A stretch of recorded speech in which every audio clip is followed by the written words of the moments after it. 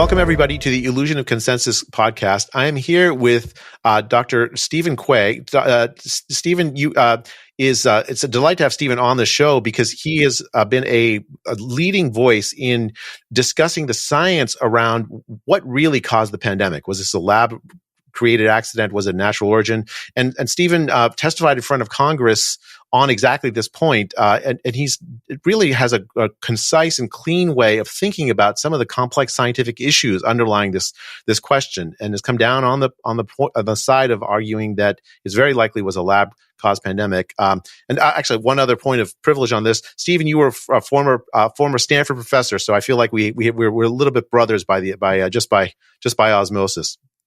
Thank you for coming on the show. For sure, Jay. It's a pleasure to be here. Yeah, I mean, I was at Stanford from 80 to 90, so quite a while ago, but it still remains a wonderful place here. So, what I want to do for your listeners, viewers, is to go through sort of 6 orthogonal, but you can't have orthogonal being 6. It has to be some multidimensional, but 6 different approaches of looking at evidence that would lead you to believe that it did not come from nature, that it came from a laboratory, and then the next higher level abstraction that there was synthetic biology done on it in the laboratory. So when I was teaching at Stanford, you sort of tell them what you're going to teach, and then you teach them, and then you tell them what you taught at the end. And so I'm going to go through like a Twitter version of the 6 points, and then we're going to go down on them deeply. So that sounds fantastic. Well, why don't we start by just give the audience a little bit more about your background? Like, how did you get into this debate and discussion at all?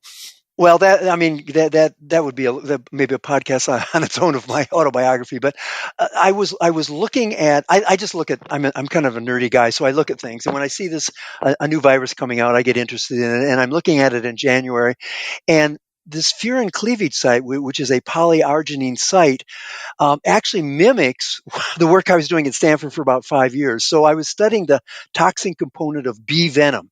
It's called melittin. It has a polybasic site, and it does really amazing disruptions in your membranes, makes a voltage-dependent channel, and I was studying that like in the heart and the brain. So I saw this, I thought, oh, this looks just like melittin. I know how to mitigate it. So I began to look at mitigation efforts. I started to just work on that side of it, how to help patients with something that's going to do what SARS-CoV-2 is going to do.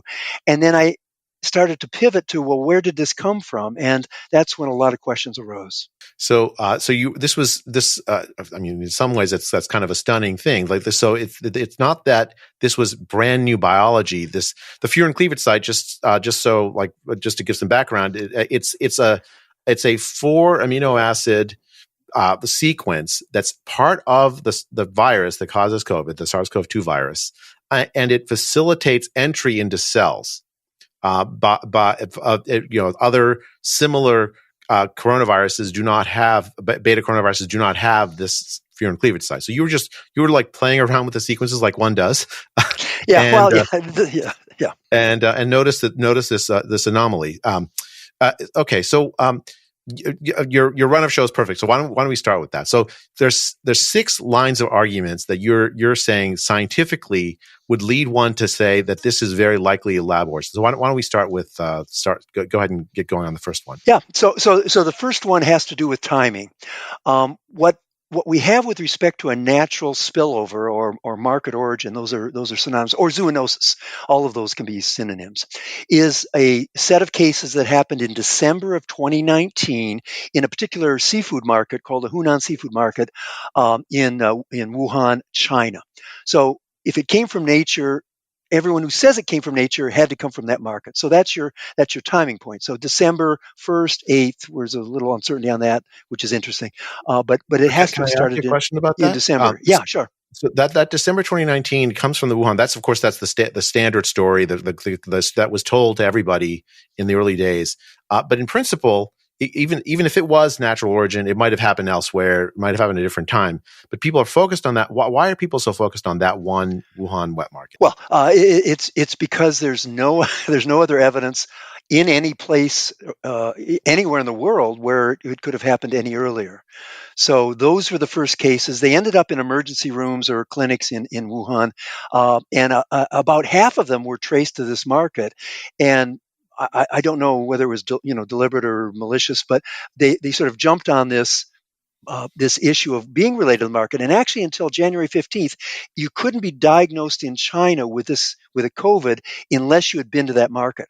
So there's a whole set of cases that were missed, and then they changed their definition around January 15th to include because it was widespread at that point in time. I mean, the case definitions in the early days emphasize clinical characteristics. Like you had to have a CT scan with ground glass appearance. There was no PCR test or anything like that to check if the genetic sequence was present. It was much more of a clinical diagnosis in the early days of the pandemic. Certainly in China, that was the case.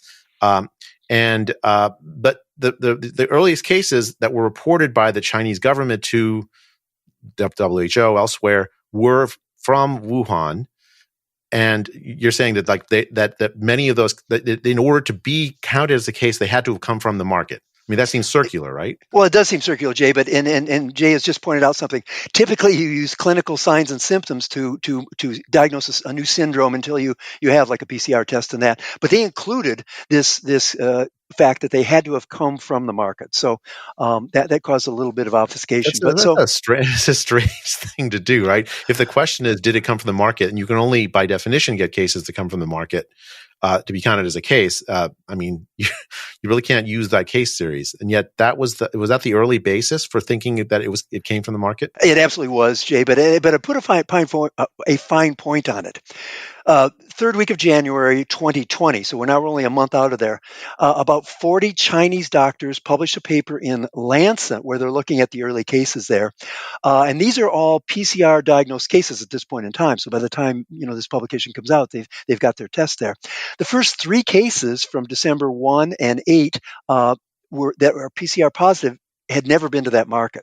So even in January, their own doctors were saying that the earliest cases were not from the market. Now, this paper has never been retracted, it's never been questioned, but it has been obfuscated by the people that don't want to remind folks that half the patients never came from the market and the first 3 patients were not from the market. So that's where you start. But there was a lot going on in the fall before that we should talk about that kind of gets you to the point of, wow, the market was a super spreader, not a primary event. So before we get to that, just a couple of points to clarify for listeners. So first, the PCR. PCR is a test that amplifies the genetic material that's unique to the virus. And in principle, it shouldn't amplify other material that's not unique to the virus. It's a way of taking genetic material like the virus has and then trying to see if it's there, it'll have a signal showing up positive as you amplify it. If it's not there, there's none there. You amplify it, you get no signal, right? That's the way you diagnose these cases. How did they get a PCR test so fast? Yeah. So the way the PCR test works is you can imagine you're fishing, you have a hook, and your bait is a 100-letter piece of the virus. And it's complementary, though, because remember nucleotides are complementary. So once you know the sequence of the virus, like 2 seconds later, you can know the anti-sequence, what the other strand is. You make a piece of the other strand. The bait will find it in the sample. It then gets amplified. So it goes through what are called cycles, and you get 2, 4, 8, 16. Yeah. And by 20, 30 cycles, you have enough to actually measure a signal. So it's a bait and catch exercise. Within days of the virus of the clinical syndrome being identified, biologists quickly find this is the virus that you find in these patients, but not in other patients, right? Or people that don't have the sickness. That's true. There's just a nuance for you. The first PCR test that came out had a bait that also recognized chromosome 8 of the human. So guess how many positivities you had? You had 100% positivity. So those are the kind of mistakes you can make. But in the heat of a fire, why you do the best you can. But just so in early January, the Chinese group publishes a case series, and the earliest people in that case series are from December 2019.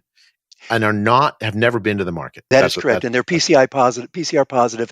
And this paper has never been retracted, rejected. I mean, and I say that, I guess, because again, there's been a lot of data that goes out and then it gets censored. So the WHO has early cases before this, and then a later report, those cases have gone away, and there's no explanation for why they went away. But this Lancet paper sits there as a peer-reviewed paper showing the first cases were not in the market, and no one has said, That data isn't correct. So the first cases were not in the market, right? Correct. So that's what that, yeah. So at least in the report, the first reported case were not in the market. Of course, there could have been cases earlier. In fact, I suspect we're going to get to that point in just a second, in just a bit. But the point is that, like, even if you just take the official word of the Chinese scientists that were reporting the earliest cases, they didn't come from the market.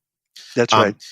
Okay, so right around this time, there's a FOIA emails reveal that Western authorities, including Francis Collins, the head of the National Institute of Health, authorities like Tony Fauci, Jeremy Farrar in the UK, the head of the Wellcome Trust, a major scientific funding organization in the UK, they're all very, very concerned about the idea that COVID might have not come from the market. And they're hearing from evolutionary biologists that are telling them, funded again by the NIH and the Wellcome Trust, that look, there are genetic features of the virus that suggest that it might actually be of lab origin. We talked earlier about the furin cleavage site. What's your take on how the Western leaders of these scientific organizations reacted to the possibility of a lab origin in January 2020? Given what you've just said. Yeah. So there's two kinds of people, I will call them. There are people who are aware of a grant application written to the Department of Defense who talked about 7 features they were going to put in a coronavirus in the future. So there's those people who have these 7 features they projected that they were going to do. And then SARS shows up with all 7 of those. So those people have a lot of explaining to do. And then the people that perhaps weren't aware of that grant, we're also told that, look, sarbecoviruses first split out from the beta coronaviruses when William was crossing the channel in about 1060. So these viruses are 1,000 years old. And by the way, in 1,000 years, they've never put a furin cleavage site into them. And the reason is that it makes the spike protein very unstable, and it just can't happen in nature evolutionarily. Let's say maybe it happened in 1,000 years, but it would get selected out by Darwin's principles of the fittest survive. And so, being told that something is present for the first time in a millennium in a virus, you have to keep that laboratory idea in mind, because so just let me just unpack this just for listeners. So there was a proposal. I think you must be referring to the DEFUSE proposal. I am. Famously leaked after hidden by some of the folks who were involved with it, but leaked by some folks who so that we know that there was a group, an American affiliated group called the EcoHealth Alliance, working with American labs, but also with the Wuhan Institute. And what you just described is actually shocking, right? It has a list of experiments they're going to do on bat coronaviruses, like the one very similar to the one that causes COVID, but they were going to add features to it, 7 different features. That is right. And what you're saying, and it's really important, I think. So just, I know you said it, I just want to emphasize it. There's a whole bunch of people that had read that proposal, that looked at the genetic sequence, said, "Oh my gosh, this is what they proposed." Yeah. They said nothing. Yeah. Look, I'm of the age when Vietnam War was going on. So as I like to put it, the DoD, the folks that invented Agent Orange, thought this particular research was too dangerous, so they did not fund the grant. But they didn't fund the grant. But there were people that had read the grant. Absolutely. That knew that this had been proposed by this group that was working in the Wuhan Institute of Virology in Wuhan, exactly where the first outbreak starts to happen, right? Absolutely, yeah. And they stayed silent. Well, I'm a evidence-based person, so I see no evidence that they raised their voice and said, "Hey, this looks like something we proposed." And there were side notes in their grant saying, "Hey, we're going to tell the DoD we'll do this in Barrick's lab in North Carolina at a high safety level, but once we get funded, we can ship it over to Wuhan because it could be much more efficient at a lower biosafety level there." And one of the scientists said, the American virologists are going to go nuts if they know this is happening. Those are in the marginal notes of drafts of that particular grant. And then there's a second group, right? That what you said, which is that they hadn't read the DEFUSE proposal, they didn't know about it, but they looked at the genetic sequence of the virus, and there are other sarbecovirus viruses available that are known. Every single one of them, if you look at them, none of them have this furin cleavage site. this 4 amino acid sequence we talked about earlier, right? None That of is them. exactly right. Yeah, and the way we think about it is, if you see a family tree, of humans, the viruses have the same. They make about 25 changes per year, so you can march back in time with a computer and get back to that first common ancestor again around 1060 AD, and you can move forward through the family as it expands genetically. And nowhere in that path over 1,000 years was there a furin cleavage site. We know experimentally when you put them in a virus and you give it to a bat and it gets intestinal, it gets destroyed because the spike protein gets stripped off. Its ability to find ACE2 is destroyed. So the mechanism of action is it can't go through the GI system of a bat, which is typically where they are. It can go through the respiratory system because that doesn't happen in the lungs. Interesting. So right. So like the virus is looking for cells that have some receptor that says, okay, I can attach to that receptor. In this case, the ACE2 receptor. Yep. If it has a furin cleavage site, normally it infects bat guts, like GI tract, not Yep. lungs. And if it just randomly happened to get this 12 nucleotide sequence that gives it a furin cleavage site, it's not very good at infecting bat guts, and so it doesn't Yep. replicate, and so it's an evolutionary dead end in bats. Yeah, that's right. So the experiment was done with a virus called Banal 52, which is the closest 96% away from SARS-2. So they gave it nasally to a bunch of bats, and then they waited and waited and waited, and then tested the lungs, tested the feces, and it was found in the feces. So it became enteric in that process, and it never developed a furin cleavage site.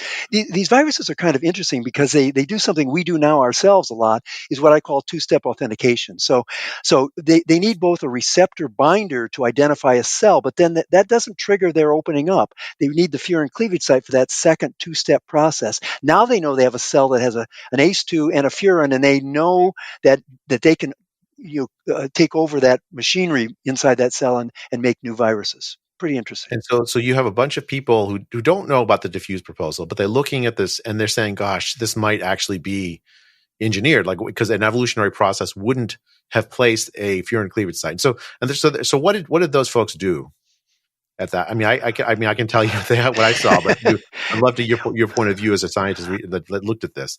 Yeah. So again, it's all through FOIA process because no one has volunteered to step forward and say, hey, in an after action report where you said, hey, here's the things we did right, wrong, et cetera. No one's done that at all. So what they did was they seemed to accelerate a process of trying to put together a story, I'll call it, because it wasn't really peer reviewed, of how this probably came from nature and probably could not have come from a laboratory. That was put out in, I want to say, May of 2020, and became, the proximal origin is the short version of the title of that. It's probably the most read paper in science at this point in time. So, but it was a creation. As I call it, it was science. They had an end in mind, which is we've got to show this comes from the market, and let's back up to that with evidence, as opposed to saying, here's all the evidence, and let's come to a natural conclusion, because you couldn't do that with the evidence, even at that time of what was going on, because a couple other features of it were clearly saying this is not natural. Now, okay, so they publish a paper, something called Proximal Origins. They call it an op-ed later on, but it's like Nature, or was it Nature or Science? Well, like a very top medical top scientific journal publishes this paper with prominent authors who work exactly in this area, and it says that that we've looked at this, and it's certainly natural origin. In fact, the chatter around this paper is that if you say that it's a lab created virus, you're a conspiracy theorist.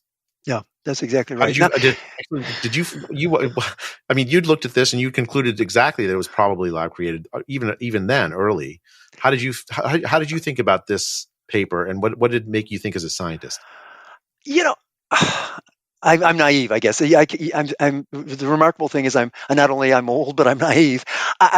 So I didn't want to believe that that's what they're going, and I kept challenging myself. Well, what are you missing, Steve? What are you missing? Because these are prominent people, and they're saying all these things.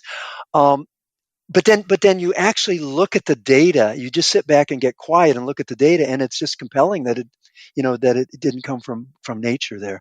So and I kept working more and more. And then I did some publications around line 2 in Wuhan, and how the airport and the market and the laboratory are all on line 2, and Line all two of is the like a subway or subway something. line. Yeah, there are 11 Yeah. lines in Wuhan. So that um, a 1 in 64,000 chance. I do a lot of statistics because that's how science is answered. Is the patients from December 1st to January 15th all went to hospitals on line 2, which means if they're walking from their house, or it's somewhere on that line, which means it's either the market or the lab, and going from there. And I got contacted by the State Department. Somebody said, "Hey, we saw your work. It looks like what we're doing, behind closed doors, secret folks in the government. So can you come in and help us?" So from the fall to January of 2020, 21, excuse me, I was helping them out, and I ended up doing a Bayesian analysis, which is kind of an interesting process. I started that probability was 98% from nature based on pre events, in the huge past, 98% from nature, and I ended up at greater than 98% from a laboratory by So marching through. I want to work through the math of this just so because I think it's really interesting, right? So you started with a prior probability, like you have a belief based on no data really, other than the fact that the vast majority of infectious diseases that afflict mankind have come from nature, right? That's something That's like right. So, that's so the prior is you pick a date, and I picked July 2019, going backwards, and I said, let me look at the data around an animal to human jump, which is called a zoonosis. What are the characteristics of that that can frame the probability that this came from nature? And using just those facts, you end up with 98% that it came from nature, because 98% of new zoonoses do come by that pathway. But then you introduce pieces of evidence, and you modify the prior with this very small equation, A times B over C, to get what's called Bayes rule, yeah. the Bayes rule. Yeah, it's a beautiful thing. Who It's doesn't love Bayes rule? a Presbyterian minister who was doing mathematics on the side, and he dies. This paper sits on his desk for 2 years. It gets picked up, gets published after he's passed away, and it's the basis of a Right. lot of So AI. look, And you yeah, you go from like what's the probability if you don't basically nothing, correct. just like to I'm adding a whole bunch of extra pieces of evidence, That's and how right. does that change my probability of it coming from a lab? And you're That's saying right. so we'll go through some of the pieces of evidence, but you're saying the ultimate process led you from thinking if I knew nothing else about the virus other than that it's a zoonosis, that it jumped from some bat to some human. I mean, even the lab leak idea, it had to have sort of originated, in some animal, right? It didn't originate in humans. You would have been 98%. There was no modification. There was nothing. But once you start looking at the evidence, Hmm. you say, look, it's 98% or more from Yes. a lab, Yeah. right? That there was a lab modification. Yeah. Now, at the end of the day, both of us are clinicians and taking care of patients in our minds, at least. And so, there's two important properties of this virus that were I'm a researcher primarily. uh, I don't take care. Yeah, you just that's well, you. but okay. So, I do think in Bayes rule terms, so just yeah, can fine. probably tell. So to me, if you think of where people were really wrong in this whole process, was there are two properties of this synthetic virus that were engineered in the DEFUSE grant, and that had clinical implications, and people died because frontline clinicians did not know this information. Those two pieces of information are rapid human to human spread. So the principle of unnatural virus is it's coming from an animal that it's perfected its reproduction in. It jumps accidentally to humans. It's not very good. So we're going to have a period of time, 3 months, 6 months, a year to get before the viruses catches up to human transmission. But if you engineer that in the laboratory ahead of time, bam, it's going to be human to human out of the box. Now, frontline clinicians are not going to think. There's no way that something can come from nature and jump human to human right away. So there was a month where people were saying, does this really transmit human to human, that we missed? The other is asymptomatic transmission. So every new respiratory virus hits our sort of medieval immune system, the innate immune system. It's clumsy, but it's pretty effective. You get a fever, you get chills, you get sweating, and therefore you get a signal to move away from your tribe. That's how it evolved evolutionarily. But asymptomatic transmission mutation was engineered into this virus with a protein called ORF8. And again, 40% of the initial cases were asymptomatic, and that has never happened in the history of a new respiratory virus. Both of those informations were known from the DEFUSE grant and should have been given to frontline clinicians, and people died because they didn't have that information. Whoa. Okay. So actually, let me unpack that, because to me, it's a bombshell. Actually, it's really interesting. So, so first, a couple of things about the virus, when it's first found in human populations, it looks like it's well adapted for spread from human to human. I mean, I remember looking at a study in the early days of the pandemic. It was a restaurant in China where there was a person on one side of the restaurant that had it. There was a fan blowing or something, and the person on the other side of the restaurant got it. Right. And I was looking at it saying that's aerosol spread. It's really, really efficient at infecting humans. I mean, just jumping from human to humans. That struck me, because I remember SARS-1, it was much less efficient at infecting humans, like jumping from human to human. Absolutely, Jay. Let's talk about the genetics of SARS-1, which is a natural zoonosis, versus this, because it's really informative. It perfected so it jumped from bats to civet cats. And in civet cats, it perfected reproduction to the point where in the market, 100% of the civet cats had it. So that's an interesting point we'll get back to for SARS-2. But so 100% of the viruses are adapted to civet cats, and then it starts jumping to humans. There ended up being about 30 changes for the first human case to the epidemic of SARS-1. The first human had 15% of the changes it needed to be an epidemic virus, and it took it 2 years to go from that sporadic human to human spread to occasional human to human spread to to an R0 of greater than 1, which is an epidemic. One person gives it to 2, 2 gives it to 4, etc. So it had 15% of the changes it needed to live in humans. This virus, SARS-CoV-2, has been analyzed very carefully, 2,000 different experiments of changing all the proteins in the receptor binding domain, and 99.5% of the amino acids in the binding domain were optimized for the human ACE2. The occasional, the variants that we saw in 2021 were picking up the 17 changes that were identified in the 0.5% imperfection it had done in the laboratory. So this 15% versus 99.5% is what serial passage in transgenic mice will give you in the laboratory. And the second thing you mentioned was the 40% asymptomatic spread. Right? So that means that 40% of the cases show no symptoms at all. That's a result I found in a seroprevalence study that I conducted in Santa Clara County, California, in April of 2020, replicated in a follow-on study in LA County, and then by dozens and dozens of other teams around the world, found exactly the same thing. Like you find antibodies of people with, in the population. You ask them in the last several months, 3 months, have you had any of the symptoms that look like acute COVID infection? And 40% of them remember nothing. Literally nothing, and yet they have antibodies. Yeah. So I think there's good clinical evidence for that. What you just said is absolutely true. The third point is the bombshell that you said. You said that was those two facts that we just talked about were available in the DEFUSE proposal. This is the 2018 proposal that we just talked about just a bit ago, that proposed multiple different alterations to the genetics material of the SARS-CoV-2 genome.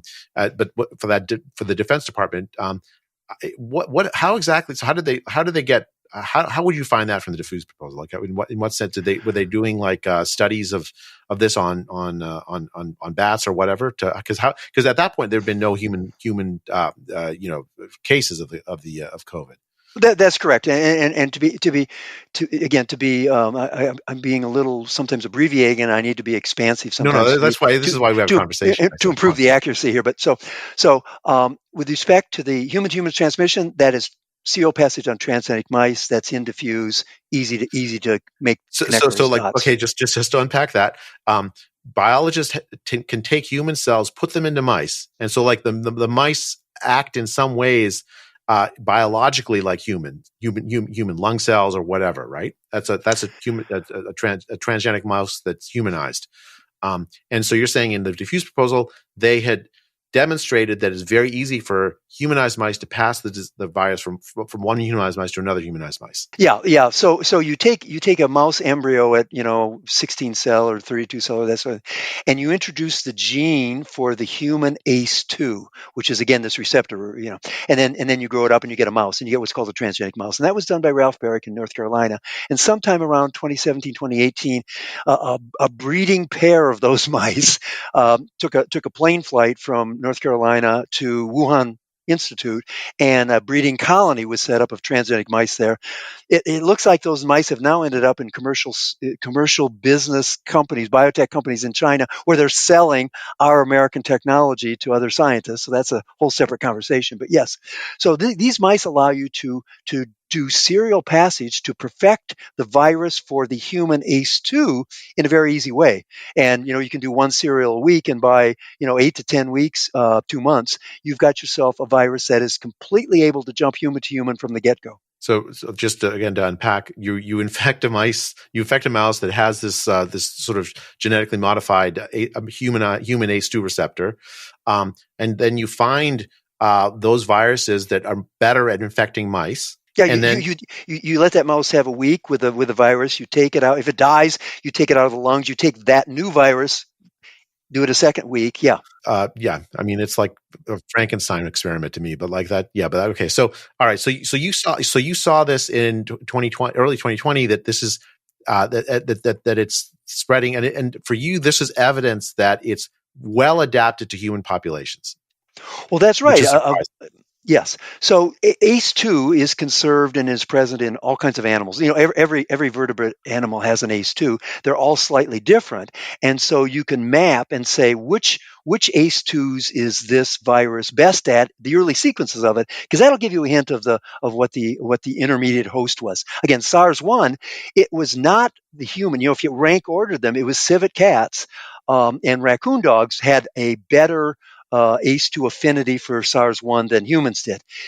SARS-2, it's all primates, and humans, it's all primates is number one, and we're the best of the primates, which is clear evidence that the intermediate host for this is human, not human, but it's a transgenic mouse. Yeah, that is really interesting. We'll come back. Let's put a bookmark on this, because I think there's a discussion and at least a point of uncertainty in my head about what was it, one of these like serial passage kind of experiments where you selectively find versions of the virus that are better and better at infecting humans or killing transgenic mice, right?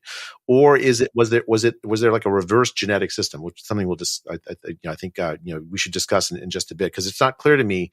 It could be either. It could be both. I'm not sure, but like how was the engineering done? Like what I think it matters for how you evaluate the evidence of this. But before that, I wanted to go back to the wet market, because there was a paper done by some folks, Michael Warby and some others, that made the case that the pattern of the viruses, the sequences of the viruses found in the wet market, basically proved that it came from the wet market. And it's possible I get this wrong, so please correct me if I get this wrong. But the nature of the evidence is that there were two lineages found at the market. Two lineages meaning like two different versions of the SARS-CoV-2 virus that differed in some small ways. I think it's like two nucleotides. Yep. And that by itself proves that it couldn't possibly have been a lab origin virus, because if it was a lab origin virus, you would have only seen one lineage at the market, not two. Yeah, and that evidence is very weak, and I think I was the one that first, sort of blew that evidence out. But again, let's do a little bit of teaching here. So, remember we talked about this family tree from, the 1,000 family going down, and each descendant of that has a few more mutations than the one before. So that allows you to line up viruses in time, which came before the other. And so it was established very early on that lineage A came before lineage 2, although it was only two nucleotides, which is only about a 1 month difference. It makes one mutation about every 2 weeks, 26 per year. And these just a factual question: are these like missense mutations or synonymous mutations, like mutations that don't change the? Yeah, the way to think about it is that you have a 30,000 letter virus, and it gets reproduced in the cell, and then there are new viruses made, and they're mistakes. sometimes there are mistakes made. Most of the mistakes die before, Darwin. But so they're random mistakes in the code. So because they're random and because they survive, there's kind of three kinds of mutations that you can have in the codon. Codon's 3 letters. So if you change the third of the 3 letters, you typically get the same amino acid in a protein. That's called synonymous. That really has almost no effect except for RNA packing, which usually isn't a problem. So those are easy to handle, and they happen, and they don't. They're neutral, if I can call it that. Because it produces the same protein, even though you have a slightly Bingo. different code. Right? Bingo. Yeah. So if the base change is in the first 2, then you can change the amino acid. Now again, the thing is conservative. So you can change an arginine, which is positive, to a lysine, which is positive. Maybe the protein works okay in that context. So some of those are okay, but some of them are really big changes and they don't work. And there's a third kind where our genetic code has periods at the end of the sentence. So if you happen to produce a period, then the protein stops right there. It's truncated, and nothing happens after that. And those things are like 100% useless. So synonymous, no problem whatsoever, except for packing. So no problem. Non-synonymous changes amino acid, not so common, and then the stop codon. So these two, the two that were between lineage A and lineage B, were one of each. So one was synonymous; it didn't change the amino acid, and one was in the orphate protein. But nonetheless, everyone agreed lineage A came before lineage B, and everyone believed that. Hi everyone, a quick recommendation. I just saw a great film on YouTube called Medicating Normal. It's about the growing trend to medicate mental distress with powerful psychiatric drugs like Prozac, Xanax, Seroquel, and Adderall. For some people, once on these drugs, they're almost impossible to get off, and they have devastating side effects. The film tells the story of people whose lives were ruined by taking these common prescriptions. Watch a trailer and the award-winning film on medicatingnormal.com. That's medicating normal, medicating with an ing at the end, normal.com. Our show notes and newsletter will have information on how to find the film. There's also a YouTube channel. Don't miss it. Check out the link in the description below. Thanks. There was a recent paper. I'd love your comment on it. That I saw referred to Liv et al. I actually went and looked at it, and it claims that in fact there were a bunch of cases in Shanghai early on, and that there's an intermediate step between lineage A and lineage B. So it looks like these are just evolution. Like once it arrived in human populations, that evolution has just started doing its thing. It's not evidence that there isn't a single that there isn't a lab leak. It's just evidence of an evolutionary process that you would expect to happen potentially after the virus makes the leap into humans. Yeah. And again, to be clear, so I and some of the college published a paper where we found the 20 cases that were in the literature of the intermediate. So going from lineage A to one mutation, 20 cases there, and then to lineage B, because those had to all be censored by the Werby paper. They basically said these are all 20 of these are sequencing errors, because otherwise we can't have our model going. So, but getting back to the problem they had. So everybody agreed lineage A came before lineage B, and then the 30 humans in the market, all 30 had lineage B, not one had lineage A. Suddenly said, oh, what do we do with that? So so they started looking at environmental specimens.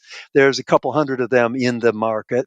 One specimen in the market had a lineage A in a glove in the market, and they said, okay, now we found one thing. We didn't find any humans, didn't find any animals, but we found this glove with lineage A. I was the one that published a paper to say, hey, look at this particular lineage A is weird. It has too many sequences to have come from the market. There's a NGS versus PCR ratio issue, and it also has mutations from May of 2020. So it didn't come from the market. It came from the laboratory studying it because someone in the laboratory had the May version of SARS-CoV-2. They got it either by accident, I'm going to assume, or maybe on purpose. But anyway, it got contaminated on this because the one lineage A specimen is from May and not from December. So there are no lineage A's in the market that can stand up to the scrutiny of an analysis. The other critique I've seen of the paper is that in fact that if you do the Bayesian arithmetic correctly, it actually turns out to be not more likely just taking the evidence as they had it, that it came from the market. In fact, it's more likely that it came from the lab, actually, if I understand the critique, the mathematical critique of the paper. But yet, for a long time, that was the basis for saying that if you thought it came from the market, if you came from the lab, you're spreading a conspiracy theory. Yeah, I mean that's correct. And there was a big kerfuffle in June of 2023 when some of the raw reads from the market got put up on GSAT, and then everyone sort of sucked them off, and then they disappeared. Let me just do a teaching moment here. So raw reads means someone went and had found like the genetic sequences of things that look like SARS-CoV-2 in the market, and GSAT is the place where scientists share the sequences with each other, right? So yes, so someone right. in 2023 had done that. They sat on it for several years that they had, because they'd had it for 3 years. It was the Chinese. No, it was put up by the Chinese. It was taken down by the Chinese, and it was scooped by American and European virologists. But New York Times, Washington Post, Vanity Fair all said, "Hey, raccoon dogs are infected in the market. Let's move on from this." I remember the raccoon dogs. And so like they. Can you please explain that kerfuffle? Because I think it's really important to sort of to see like how people jump on like very sort of kind of bad evidence to like conclude in the public mind that it must have come from a market, whereas like all the other evidence you've been talking about doesn't really quite get the same kind of play. How did in 2023? There's these sequences that are published from that were collected from the earliest days of the pandemic. How did they get from that to a raccoon dog is the source of the virus? Yeah. So let's imagine you have what's called an environmental specimen. So it's a swab on a desk, on a table, on a floor, or something along those lines, and then they amplify everything that's in there that's genetic. So the kinds of things you're going to have viruses, you're going to have bacteria, you're going to have mammalian cells in there, and out of that you're going to be able to determine what might have happened. Now, a typical in a pandemic like this, the typical environmental specimen will either be a sneeze or a cough where you have a droplet, or it'll be from your fingers. But your fingers have an RNA, so your fingers can chew up SARS-CoV-2 pretty well. So what you do is you take this raw specimen, you amplify everything in there, and then you start going fishing, again with these probes that we talked about. So what they were probing for was what are called chordate mitochondrial DNA. So all our kids in high school learned the mitochondria is the powerhouse of the cell. It has its own genetic code. It's about 15,000 bases. It was a bacteria we captured a couple billion years ago, and it's different from one vertebrate animal to another. So you can say in this particular specimen, I have so much human, I have so much raccoon dog, I have so much of this, and I have viruses. I have this virus, that virus, I have SARS-CoV-2. So they started looking at the convergence, the Venn diagram of those two. And what they said was there's 14 specimens with with raccoon dogs at over 20% of the mitochondria. So it's a specimen with a lot of raccoon dog. 20% is mitochondria, and those 14 are evidence that SARS-CoV-2 came from the market. So they have some like little fluid that they collected from the market. Someone collected from the fluid from the market yes. in the early days of the pandemic.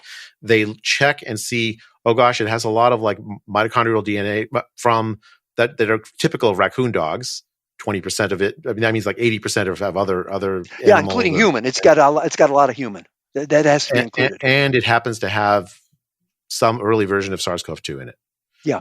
And from that, they concluded a raccoon dog was the source. But their evidence is weaker, and I have to be sure I get this point out there. So there was a whole argument about whether raccoon dogs were being sold in the market. And for the longest time, the Chinese were denying that they were sold there. And so there was a paper actually showing animals were sold there in 2021. So we knew that.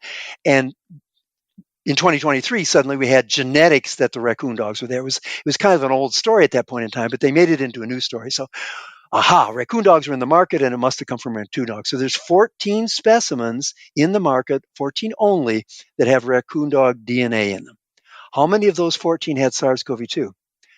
One out of 14. Okay. So let's still play with it. So what about that one specimen? So that one specimen has 20 million different 150 letter words that's what they amplified it. They amplified it to 200. I hope I said 200 million. If I didn't, 200 million words in that specimen. So how many are mitochondrial? So 20% are raccoon dog mitochondria. So that's 40 million reads of raccoon dog.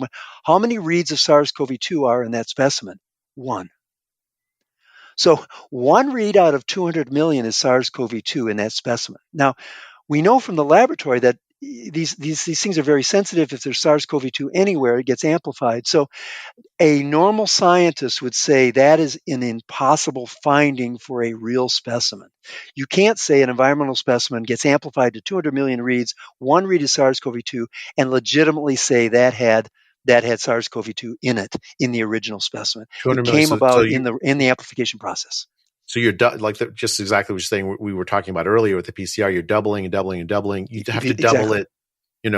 Log base 2 of 200 million to get that many times to get a signal for SARS-CoV-2. That's whereas right. for the raccoon dogs, it shows up immediately. Yeah, and just to be clear, so there are probably a dozen other viruses that are found in these environmental specimens that are truly in the animals, and when they're found, there's 1 million, there's 2 million, there's 10 million reads. So a real viral infection of an animal looks like 1 to 10 million reads, not one read out of 200 million. This is all Jesse Bloom's work in University of Washington. So it was a wonderful scientific effort that he did to go down and tease out the numbers, because they become really important. You got 14 specimens with raccoon dogs. Only one of 14 has any SARS-2, and that one has only 1 out of 200 million reads. So it's interesting. So the case for the wet market seems like, to me, just now I'm not a molecular biologist, but like it looks to me, just as best I can tell from what I do know, that it's quite weak, right? But yet in the press it was like definitive evidence. We found the culprit, it's the raccoon dog. This is in 2023 after having sort of egg in their face in 2021, saying it was a conspiracy theory, and it turned out not to be. Okay, now I interrupted you all, and because you had 6 lines of evidence. I think we've only covered 2 of them so far. Let's keep going. Well, yeah, we can do this in any way, and yeah. So one is evidence of what was going on, before the fall. I mean, and again, I don't know if we want to go into all of this in this much detail. We certainly could. Oh no, that's the fun thing about podcasts. We definitely should. Okay. So, I think that okay, let's just start. So, what is the evidence that things were happening with this virus, or things were happening in Wuhan, or things were happening before December, that could be part of an argument that it didn't start in the market in December? One of them is this whole idea of a molecular clock. So just as we've said, if it makes one mistake every 2 weeks and it goes forward in time, and you can use software to go back in time, what do you converge on as the sequence that is the earliest sequence? So we've talked about lineage A in the first human, lineage B in a human that's 2 nucleotides downstream. But some folks at Temple University and some folks elsewhere said, well, let's run the numbers a little bit and look at lineage A to see if there's something behind it. It turns out there is.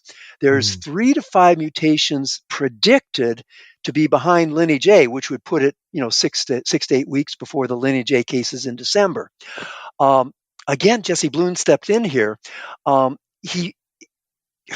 don't remember what year it was, but in any case, what he found was that some scientists in China had uploaded early clinical specimens to the American gene depository called Gene Bank. They uploaded them, and then they asked them to be removed. Early is like meaning what month? These are cases from January to March. Clinical cases from January, March. We don't quite know the dates, but that's when the framing is around it. So they upload it to Gene Bank. Gene Bank holds it, and Gene Bank doesn't publish things right away. They give you a period because you want to get a patent or a paper published. So they hold it in advance, embargo the sequences. And before the embargo was released, the scientists from China reached back and said, "Hey, would you please delete these? We don't want to have them published." And NIH and Gene Bank just did what they were told. Jesse Bloom, to his amazing credit, realized that GeneBank doesn't have enough databases, data storage to do it internally at NIH, so they outsourced some of it to Amazon's Amazon's web service servers. So with the ability to guess what the names of the files would be, Jesse was able to look in the Amazon database and find these deleted sequences. So the NIH thought they had deleted them, and they probably had inside NIH, but they had spread them laterally in the cloud, so to speak. And so he was able to download these sequences from January, February, March, and tellingly, they showed these exact mutations that were before lineage A that were predicted by some of the work of the folks at Temple, Dr. Kumar et al. So. So Ralph Barrick, in his testimony to Congress said, and I'm going to see if I can read it here. He said, where does he? Well, in any case, he said because these mutations existed earlier, it could not possibly have come from the market because you have 2 to 3 months of mutations inside the virus by the molecular clock, as it's called, to account for. So the virus itself tells you it hit its first humans August, September of 2019. August, September 2019. So it had been circulating for 4, 5, 6 months before any human, before it was reported to the outside world. I'm gonna go quickly through this. If we want to go into the weeds behind it, I'm going to give you some. I might stop you just very brief because the weeds are so much fun with you, Stephen. I have to say. So it's just to make sure. So Jesse Bloom finds these sequences that have been uploaded by the Chinese researchers, pulled down. He finds them in the sort of the deleted files archive of the Amazon web servers, and they're collected in January 2020. January to March 2020. March 2020.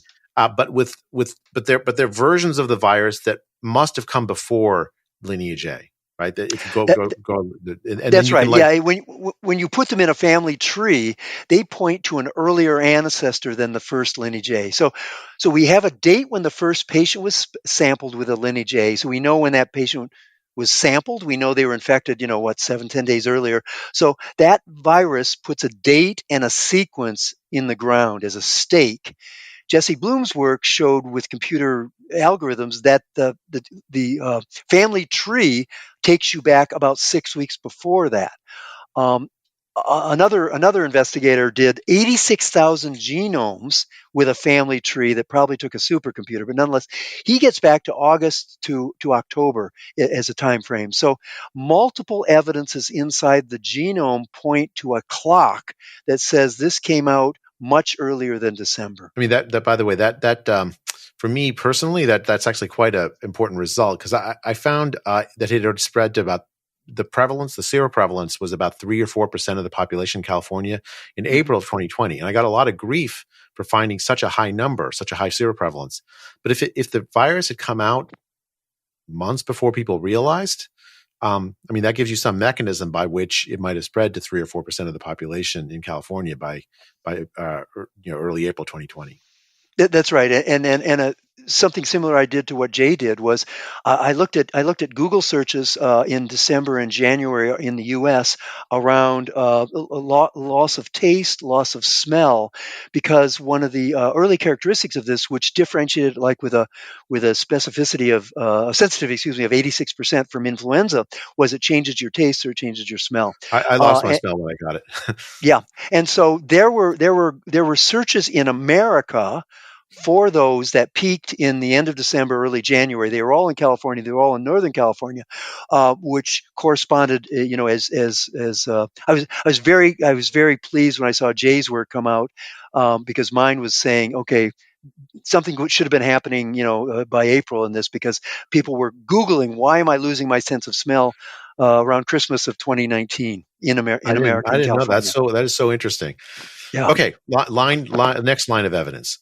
Okay, so this is a series of evidence along the lines of what Jay was just talking about, which is one of the things you can do is you can go into a blood bank sample and interrogate it for antibodies to an infection. Once you've got yourself some diagnostic tools, you got some antibodies against proteins in the virus. You can see, did somebody have an asymptomatic infection, because they may not have even known it, but their immune system probably fought it off, and you can find these antibodies in a freezer, in a refrigerator somewhere. And so September 3rd, 2019, September 3rd, COVID antibodies are found in the Veneto region of Italy. So one of the remarkable things was what happened in northern Italy, just as a disaster in the Milano area. And as some of you may know or may not know, while a lot of clothing is made in Wuhan and in Hubei province in China and other areas in China, the design features are done in the Milan design studios. There's direct flights from the Wuhan airport to Milan nonstop, and they're Chinese nationals from Wuhan back and forth all the time. And so it was not surprising that that area would have early symptoms of this. So I have them September 3rd in Vento, September 4th in Lombardy. And again, September 13th, going from all antibodies. So 3rd, 4th, and 13th, there's antibodies in 3 separate blood banks in 2 different regions of Italy. So that's out there. I think I also saw, I mean, that's a remarkable statement, because it's, I mean, I also saw that evidence, similar evidence for antibodies in blood banks for stored blood in, I think, Angola, which is also on the Chinese Silk Road, from October 2019.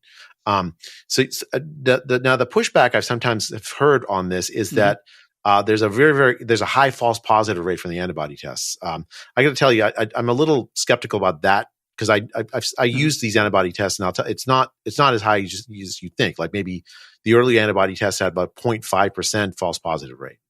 And so, there's enough, in my mind, enough evidence from those stored blood, but I don't know what's your take on it, on the criticism of these antibody studies from the blood banks in the earliest days. Well, yeah, and yeah, so it again, it becomes a statistical argument. So the argument would be that if I had 100 known positive samples and I tested them with this test, I would only find 95, let's say. So it means it's missing 5%. But the problem is the flip here, is that it's not really a sensitive issue, but a specificity issue. What is the specificity of these?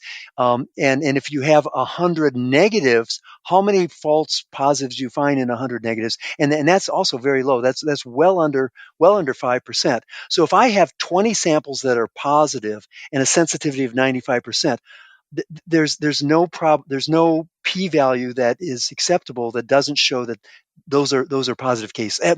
The majority of those are positive cases. So I mean, it's, even if you had a false positive rate of 0.5%, I mean, you're going to, 1,000 negative samples, you're going to find, what, like 5 positives, but you've actually found 20. I mean, that's right, exactly. I mean, that's if you're 20 samples, So these are numbers. I don't remember the specifics of the studies, but that's the kind of math that you're talking about. And so for the blood bank evidence is sufficiently strong in your mind to say, look, this was around even in Italy in September 2019. Yes. Yes, by the standards of epidemiology and assays and blood bank testing, this is definitive evidence greater than a P of 0.05, so 19 out of 20 times that it was present in September in northern Italy. And so, I mean, that's remarkable, because that means it's not just that in Wuhan, that we talked about the evolutionary evidence pointing back earlier, but that there was in fact seeded around the world. Yes, very early. Yeah, Jay. I mean, one thing of the Warby folks, they did one paper that I find actually useful, and we need to think about this in our own policy making going forward, is they took all of the parameters of the virus, time of infectivity, R0s and all this, and they did Monte Carlo simulations and that sort of thing. if it arises in a rural area, in 98% of the time it burns itself out. It never becomes a pandemic, an epidemic or a pandemic. It burns itself out. That it really is the exception rather than the rule that it established, even with the human-to-human transmission that it has inherently. If this laboratory had been out in the middle of nowhere as opposed to in a city of 11 million with a subway line that carries 1 million people a day, this would not have become a pandemic. So, I mean, I think that's one thing to remember. And so it was burning around the world. It was flaring up, burning out, flaring up, burning out, flaring up, burning out. Um, Something happened, in the fall, and you do have to get close to October, November, December. Something happened in the virus or the community, because sometimes things arise as winter comes on. Hubei has a winter. People are more indoors and things. Something triggered the process, and then it becomes catalytic. It's like a nuclear reaction. I mean, I think that's such an important point, because sometimes you'll hear, well, the doubling time is a day of like 4 days or whatever. So 8 days just be, times 4, it's 16, 12 days, it should be 16, but it's not actually like that. No. It's the process for the virus spread depends on the environment, like the climate, the climatic factors around this, and also the behavior of people, right? So if it's a remote area, you're not going to have very many human-to-human interactions that have a chance of spreading the virus. And so the epidemiological curves will be flat, and then you might get some event that makes it spike sort of in this logistic manner. Yep. Okay. I mean, as epidemiologists, we work with big populations, and so therefore we can use population statistics. But at the start, it is stochastic. So right, it's 1 and 2 and 3 and 4 and 5 infections, and so the math around stochastic events is different than population based, and we have to keep that in mind at the very, very beginning of these sorts of things. Some more evidence. Are you ready? Yep. Okay. There's a very fascinating study out of some folks at Harvard. So what they did was they acquired satellite imagery of hospitals in Wuhan in the fall of 2019 and the fall of 2018, and they compared them. So you got 2018, 2019. And what they saw in September and October was a remarkable thing. There was a significant uptick in the parking lots, in the people at 6 of the local hospitals in Wuhan. That was statistically very different from what was going on in 2018. So they interpreted this as evidence that the hospitals were kind of getting overflown with it, overrun with infectious diseases at this point in time. And again, there's the second layer of what happens is these folks did some really good solid science, and then there was this flock of people that were sort of criticizing them personally and criticizing their work, and they kind of went to ground. And I mean, I think it's kind of important work, and it should be part of the overall picture here and not dismissed. There's a similar study that I saw from a Ohio State University economist looking at cremation data from, I think, October 2019, exactly that same period, and found a spike in Wuhan in cremation. Right? So, her work is fantastic. And the second thing she found, though, was that based on the volume, if you look at the number of deaths they reported versus what she projected as the consequence of cremation of that number, it was perhaps 10 times more. So she would say from the levels of cremation, there were 10 times more deaths than the Chinese actually reported. Right. And of course, back then they probably didn't have a PCR test. So it was just an atypical pneumonia, and they were like puzzled about what's going on is my guess. For the clinical people, I mean, maybe the lab people that were working on it might have known. Yeah, there's that's some speculation. Yeah. Another small piece of evidence, but it all kind of adds up eventually. So, mid-October 2019, we have a gentleman named Russell Westgard. Russell is the consul general for the State Department. We didn't have an embassy. The embassy's in Beijing, but in Wuhan. So he's American State Department employee. He writes a paper about what they did to get the State Department, to get his whole contingent back to the U.S. before the lockdown in Wuhan. So he says, quote, "By mid-October, we knew that the city had been struck by what was thought to be an unusual vicious flu season. The disease worsened in November. They started closing schools in Wuhan in early December." So the folks that say, well, this began in the market with 30 cases in December and then spread from there, have to talk in terms of the fact that, well, public schools are being closed in the backdrop of that. Doesn't make sense, of course, but they never juxtapose those two facts because it's too dangerous for their outcomes, for their theories. So all these lines of evidence are so interesting. So what the implication of these lines of evidence is that Chinese medical authorities were acting like there was a serious respiratory virus infection going around Wuhan before the cases in the wet market are alleged to have happened. That is correct. Yeah. Long before. Yeah. I mean, you're shutting down schools in early December of 2019. Right. And you're doing that for public health reasons. So, right.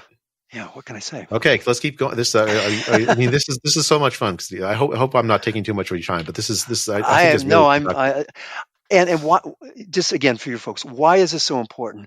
We barely survived a 1% lethal virus, and I will tell you that we know that these people are working on 35 to 90% lethal viruses right now during this podcast. So, I want to have grandkids.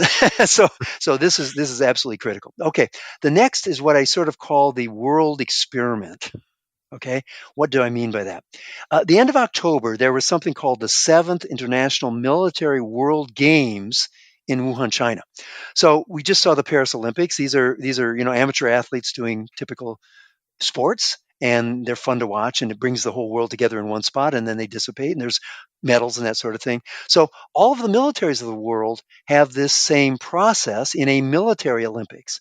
They're typically running really fast to get your heart rate up and then trying to shoot straight or doing other, kinds of military exercises. And there's awards and prizes and that sort of thing. So this happened. It's a regular event, and it turned out it happened October 18th, beginning October 18th in Wuhan, China. In 2019. In 2019, yes, exactly right. So it drew 9,300 athletes from 109 countries, competed in 329 events and 27 sports. 25 countries sent delegations of more than 100 athletes, including Russia, Brazil, France, Germany, and Poland. So what I said was, okay, this is interesting because we have a controlled experiment here. We have countries that did not send athletes to this event and countries that did send athletes to this event. If your hypothesis is that some of these athletes became infected, maybe asymptomatically, they go back to their country and they spread it asymptomatically in their country. If you then go out into 2020 and look at the early cases in the countries around the world, they should fall into two buckets. The bucket of countries that had soldiers that went to this event should have, if it spread to the world in the major wave, let's say the end of January, so end of October, so November, December, you should have about 6 mutations more. If it begins spreading in their country in October versus in January, those countries should have about 6 mutations more than the countries that did not send athletes. Wow, that's interesting. So I looked at the countries that did. I looked at the countries that didn't. And the difference is that there are, and so then what I compared it to was the lineage A. So my stake in the ground is lineage A. So I took lineage A to the Wuhan countries with soldiers and lineage A to the non-Wuhan countries with no soldiers. The non-Wuhan countries had 12.5. And the Wuhan soldier countries had 4.7. So it was about 8 mutations more in the countries that sent soldiers to the games than in the countries that did not. That's fascinating. I mean, that is very. I mean, so in other words, the evolutionary clock got started earlier in those countries that sent soldiers to the Wuhan military games, meaning that they came home and were infected, and presumably infected others at home, giving the evolutionary clock more time to tick than in places that didn't send soldiers to those games, which happened in October 2019. Mm-hmm. Exactly. And this is pretty interesting. Now, then there's anecdotal information. So let me go through some of that. So, so we do have some information about soldiers that went to the games getting infected themselves, right? So that's kind of your secondary evidence from what I just said. What I just said is molecular clock evidence. Let's talk about human evidence. We have, 4 athletes reported getting sick with COVID-like symptoms during the games. Um, Blood samples from 6 out of 138 Spanish military athletes who traveled to the games tested positive for coronavirus antibodies. Again, this data is buried down in the weeds. It took me some difficulty finding it, but so 6 out of samples, 6 of 138 had positive antibodies. Now, the argument would be, well, they got it when they got back, and I can't address that. It's a piece of data. One Canadian athlete, though, said, here's some quotes here. Quote, I got very sick 12 days after we arrived with fever, chills, vomiting, insomnia. On our flight to come home, 60 Canadian athletes on the flight were put in isolation at the back of the plane for the 12-hour flight. We were sick with symptoms ranging from coughs to diarrhea and in between. This is from a newscast from Canada. Okay. 5 countries that send athletes to the games reported community cases in November and December. So again, here now we're getting down in anecdotal. So a 4-year-old boy in Milan tested positive 2019 by PCR. Wastewater in Brazil was positive November 27th. So on that child in Milan, that's PCR from stored blood, because if he's sick in 2019, the PCR test comes available later. They presumably took his blood, stored it somewhere, and then tested it afterwards. Exactly, Jay. That's exactly right. Yeah. That's exactly right. Wastewater specimens, November 27th from Brazil. Wastewater specimens from Milan, Italy, December 18th.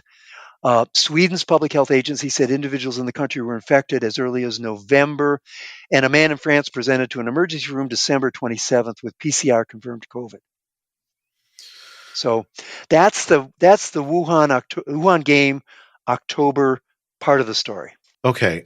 You didn't have to sell me too hard, because I kind of was leaning in this direction already. For folks who listen to me probably know.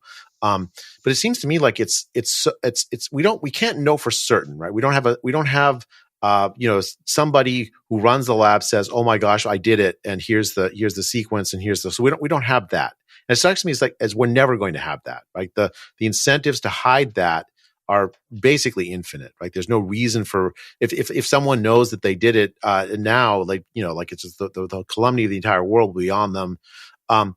So the kind of evidence that we're going to get on this will always be of this sort, where it points in one direction. It's like a crime scene rather than just a simple scientific investigation. Like that's the picture you're painting, Stephen. Well, Jay, yes, that's important, but I really want you to finish that. I want to finish that thought with our folks here, which is okay.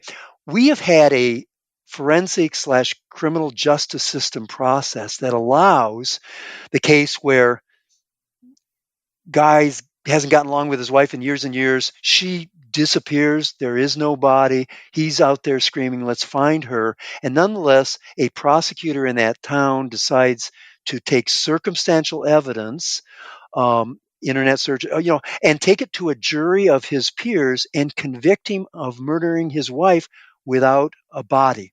So we are very comfortable as a society taking a set of circumstantial evidence and weighing it in a judicial process, in a debate-like process, pros and cons, and coming to a definitive conclusion to put somebody in jail for their whole life, to execute them, to do some really serious things. So I don't want to back away from the fact that we need to treat this way. It's a forensic process. It should be treated like a criminal justice system, and the evidence is beyond a reasonable doubt, which is 95% if you try to quantify what goes on in a jury's mind when they do that. In your mind, I mean, it's. I've heard you give some numbers, Stephen. I just want to make sure that the listeners hear this. It's more than 95%. Well, it is, Jay. There's 3 standards in the law. If it's civil and you're just fighting over money, it's called preponderance of the evidence, which is typically 51%. So I've got 12 facts in favor of me. You got 11 in favor of you. I win. The next is a level where the state wants to take your kids away from you. That's a pretty high level. It's called clear and convincing evidence. That's typically given like a 75% probability. And then to incarcerate a person, to take away their liberties, requires 95 or above. My Bayesian analysis says it's 98, which gets you well into the range. You can put whatever standard deviation on 98 and you never get below 95. So this virus should be convicted and for having caused this pandemic and coming from a lab, and Oh, okay. we haven't even gotten to that. All right. So now let's say that you're right, and I think you are right. That it's very, very likely it came from a lab. What then should we do about it? Like, what are the implications of this? Because it seems to me that's really the most important thing. I mean, we can fight forever about is it a lab or not, but it seems to me like we have to take this evidence. We've just been through a tremendously tough time as a world. This virus and the responses to it have impacted the life negatively of basically every single human on the face of this earth. Almost everyone has experienced some kind of loss as a consequence of this virus or the response to it. And so the question then is, what should we do to prevent these kinds of things from happening in the future? Yeah, Now, yeah, and I think we need to get there. So, introduce two terms that have been kicked around a lot, but we need to start with those, which are called gain of function experiments. What are those? What's the parameters around those? How do we handle those? And what I call gain of opportunity, which is my own term, but I think it's not equally important, but kind of important. It's like a 70-30 on gain of function versus gain of opportunity. So gain of function is when a scientist takes something from nature and changes its capabilities with various laboratory tools. They can be serial passage, where you let nature figure out what's the best path forward because you're not smart enough to do it. You can do directed mutations. You could be, if you think you know what you want to change, you can put in big segments, with synthetic biology and chimeras and those sorts of things. But all of those fall under the gain of function rubric. And one of the things we need to do if we're going to modify that, first of all, I'm sorry, I've looked at 20 years of virus gain of function research in a deliberative fashion, looked at all 250 papers in that space to say, what did we gain from this research? What was the potential risk if this thing had gotten out of the laboratory? And I frankly don't find any benefit per se.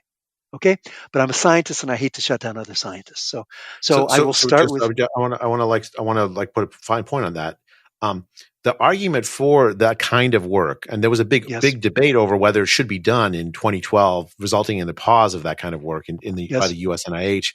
The argument that people like Tony Fauci made in published work is that the benefits, the human health benefits of doing that work are so great that even if a pandemic is caused by the work, it still would have been worth it. And you're saying, Stephen, that there were no human benefits. Yeah, I mean, and he is on record as saying that even if it caused I think he used epidemic, but I'm not even sure.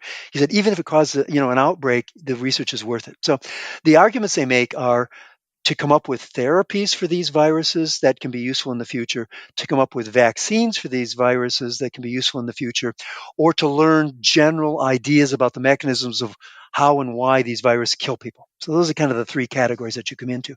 I would say at this point in time, what we just saw mitigates completely the concept that we need to do this research for the purpose of finding vaccines. Why? Well, we got the sequence publicly on a Friday in January, and by Tuesday, two companies were sequencing a vaccine to test in humans on this virus that had, quote, never been seen before. I don't think it was never seen before. But anyway, so there was no need to do any advanced work. You knew on a Friday the sequence. By Tuesday, you're making a vaccine. We can talk about whether the vaccine is safe or effective, but nonetheless, any idea that you should do gain of function ahead of time to predict a virus that's going to come out in nature sometime in the future to play with vaccines is just a fool's game. I mean, it doesn't make sense. I mean, that's a really interesting point, because you could look at it a slightly different way. Well, what if they were able to do that research that resulted in the finding the vaccine target and then sort of creating the idea of the vaccine or the vaccine sequence, because the gain of function work was done, right? Because their familiarity with the spike, the biology, the spike protein, and so on and so forth. Is what do you think of that argument? Well, okay, that's a good point. So the virus has about 10 proteins, 4 or 5 in the structure of the virus itself.